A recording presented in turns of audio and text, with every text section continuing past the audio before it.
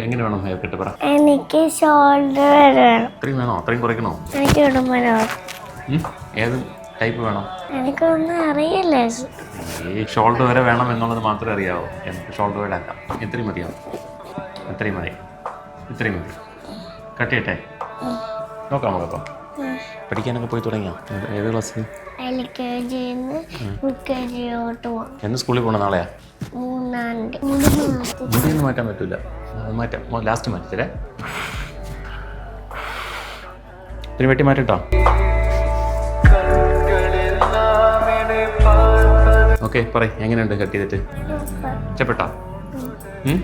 സുന്ദരിയായിട്ട് സ്കൂളിലൊക്കെ പോവല്ലോ.